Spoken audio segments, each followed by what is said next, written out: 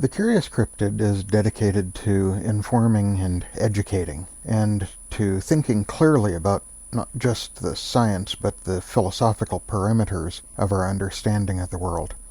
If you subscribe to my channel, this will become a Play Once addition to my initial introduction essay. Our approach will, in general, seek to lift others ahead, in contrast to the usual social media and human approach, for that matter, of kicking others down to get ahead. We do not promise to be perfect. We may miss the mark on occasion. We're still human at the end of the day. Any stumbles and trips along the way may also help you learn. The focus of this channel is the various phenomena wrapped into what we call Bigfoot, and exploring the existence of the large hairy hominid we will call Sasquatch. In a recent video, I more clearly defined those terms, as I will use them into the future for now. From the standpoint of the current state of social media, the Curious Cryptid is an anomaly. We're not concerned about clicks and algorithms. Our interest in subscribers is to have the right subscribers, people who are actually interested and engaged, not the greatest number. Our website and channel are for the dissemination of what we will find along the way of these explorations of the Bigfoot phenomena. I will be the one speaking most of the time, but the Curious Cryptid includes my wife, who is typically in the field with me, and the influences of those we find along the way. If you participate, then you're part of that in some way as well. If you just want to observe, well, that's fine too. You may observe that my perspective is occasionally a bit different.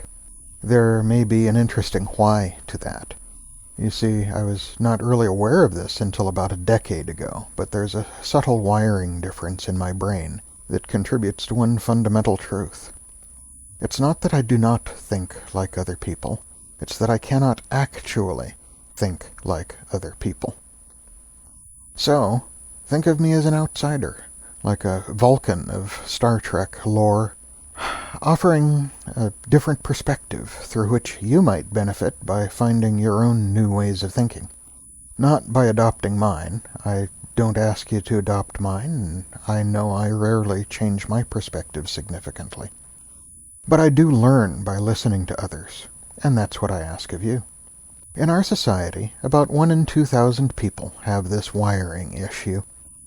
In the professions of science and engineering, it's more like 1 in 200. You see, we do very well in those sorts of structured thinking professions. At the typical science fiction convention, it's more like 1 in 50. Even the less functional of us do quite well in structured imagination as well.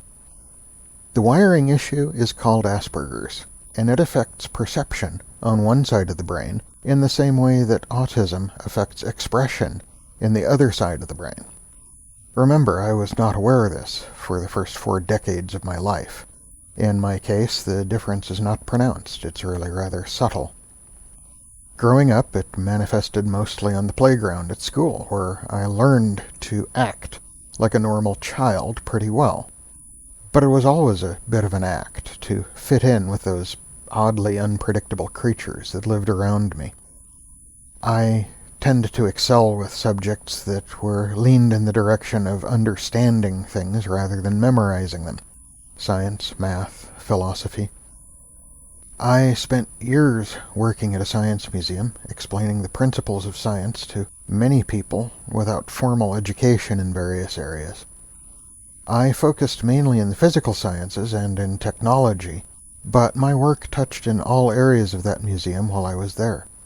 I was able to walk in as a substitute for any of their regular personnel in most of the science explainer positions, and had really worked essentially every public contact position at that museum by the time I moved on to engineering work.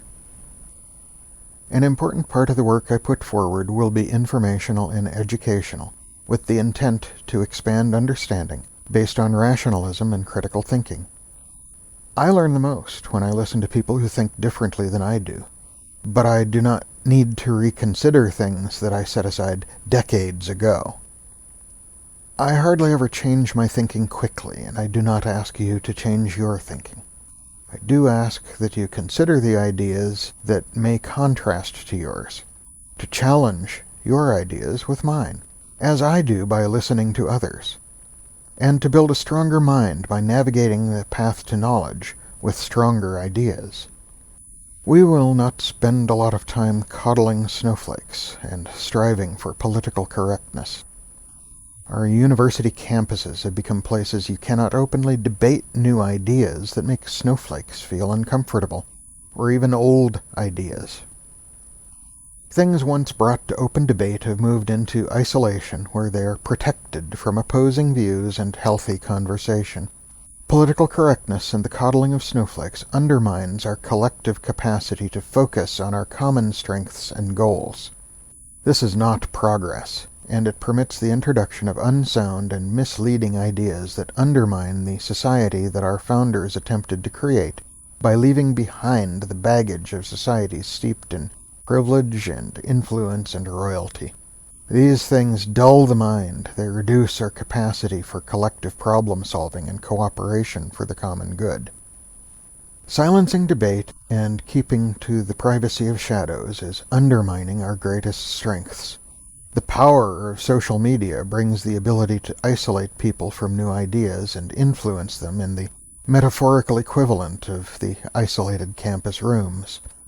These echo chambers undermine the true strengths of the society our ancestors tried to create by bringing us together in all our contrasts. Critical thinking is not criticism.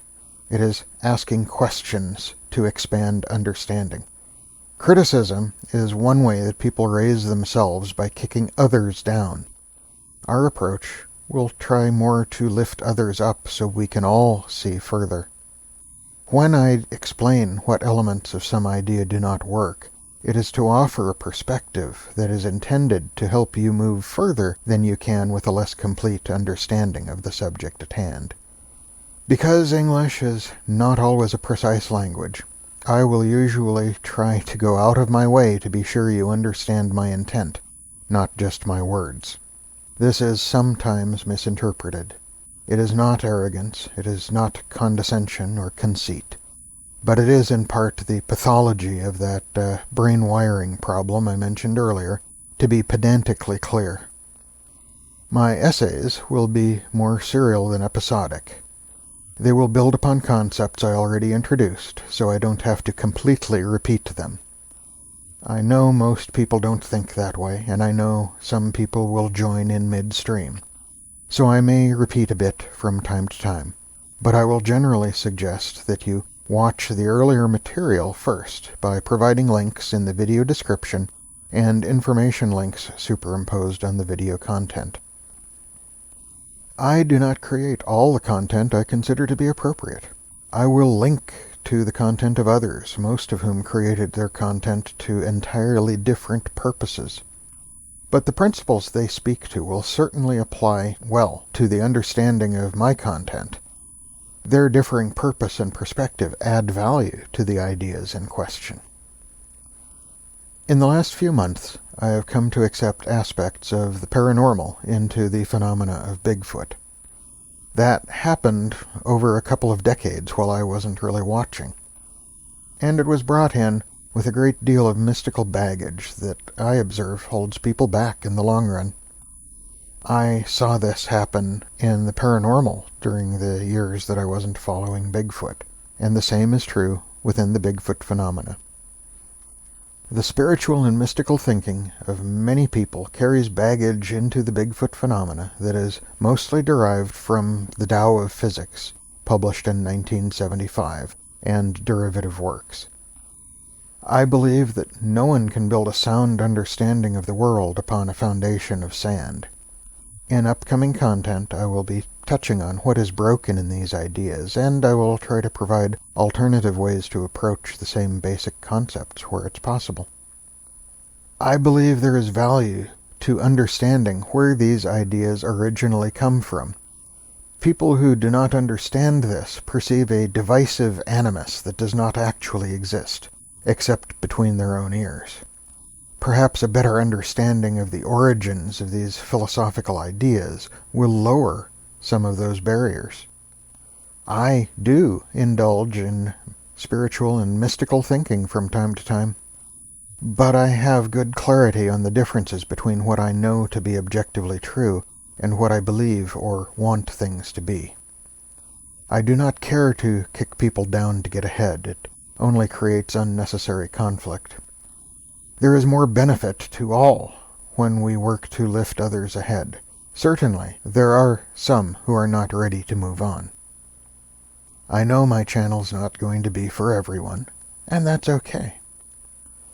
Some things I say may challenge some of your cherished beliefs. Don't be afraid of new ideas. Listen. Leave it behind if it's not for you.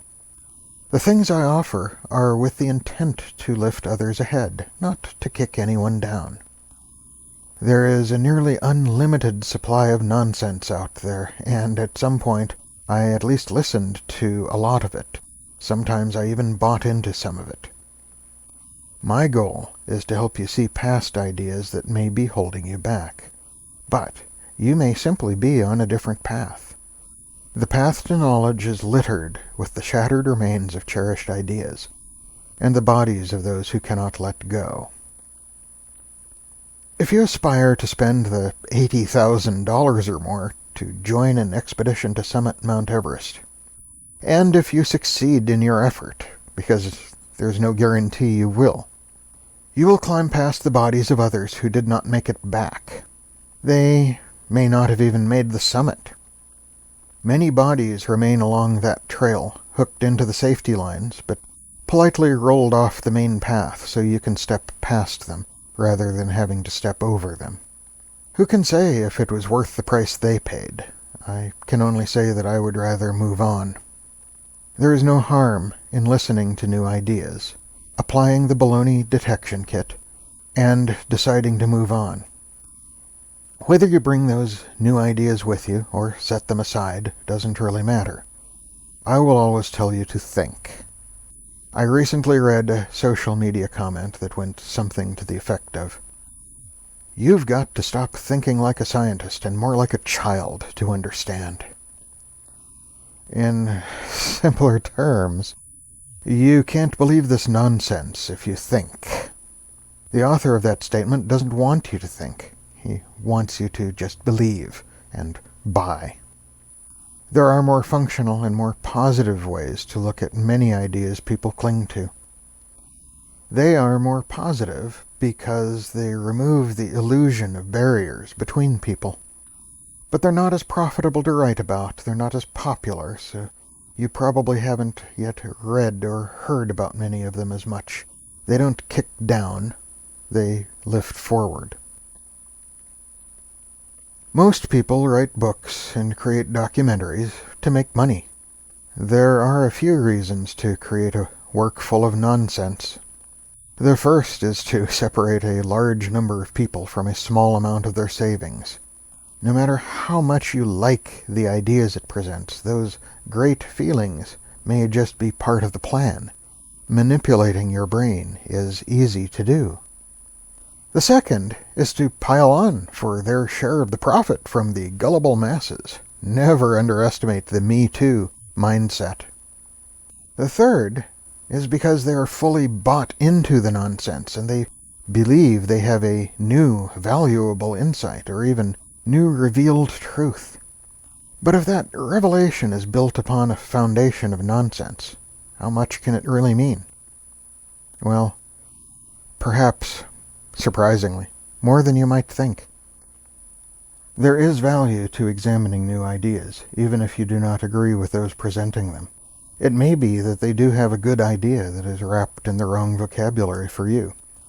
You will never know unless you give those ideas proper consideration.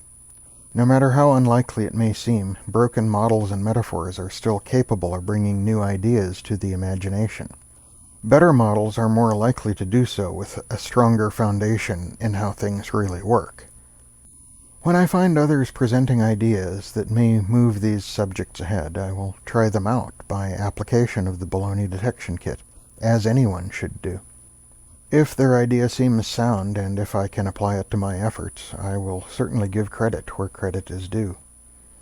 If I see flaws in their approach to testing their own ideas, or if I spend time testing out some idea I hoped would be useful but it fails to work, I will usually offer them a test of their idea that they may have overlooked. What the results of that test would be like if their idea actually works, and why there's value to testing it. This will help differentiate between someone who is intentionally misleading others from someone who does not understand how to test their own idea to make sure it adds value. When someone has self-hoaxed, that is to say, when they're convinced their idea works, and they have already shared it or even written a book about it, they will typically defend their position, undertaking the sunk cost logical fallacy.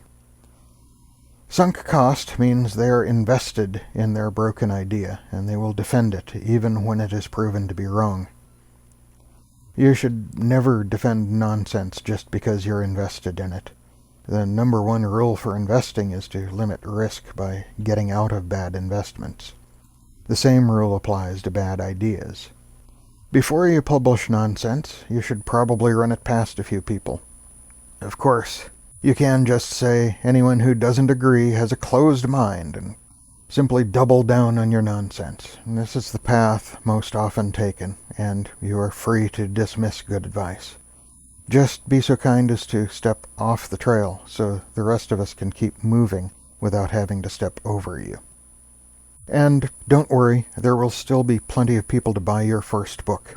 If you ever do consider updating your ideas, you should realize that pretty much everyone who bought your old book will have to buy the new one too. That's almost a built-in twofer.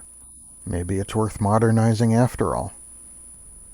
The global health crisis that arose in 2020 provided me the opportunity to spend time in the field looking for signs of the subjects instead of working on client system issues.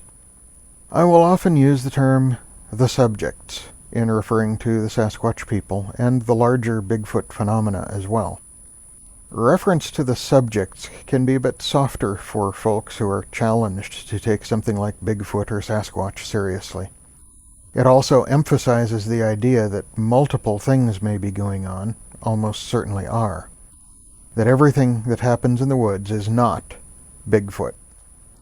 Being in the field and learning from like-minded investigators has helped me to think up some novel ways to try and make observations of activity in the forest surrounding a camp or a habituation area. I also acquired some tools for observational science that I need to do proper reviews of. I will also examine the equipment I gather or create for my own explorations. I do not generally intend to review the content of others. But when some sort of method or technology to enhance or analyze evidence is offered that becomes of interest to me, I will test it and I will report on its efficacy or weaknesses. Future content will examine testing in more detail, but you should always apply the principles of the baloney detection kit. Provide a positive control test, one that will show the idea works. Provide a negative control test, one that will show the idea does not enhance what is not there. These are the basic requirements for critical thinking. I will typically link to the sources for things that are testable. For ideas that cannot be tested or that fail being tested, I will usually choose not to call out the source. The reasons an idea may be untestable or fail rigorous testing can vary widely. Past showing how and why it fails, I have no more interest in the idea. Consider, for example, the recent Mushroomer Scream hoax. When you dig into the original content producer, their channel does offer a lot of varied things.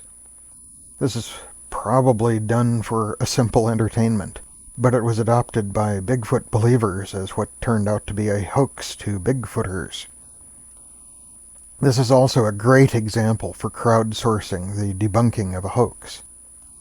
Somewhere there is a nerd who, collectively, remembers every sound effect and every film clip ever produced or streamed. They will help you find hoaxes. There are also well-meaning people who genuinely believe they have discovered something and share the idea. Usually, they just share the results and keep the idea secret. Often, there's a reason for the secrecy.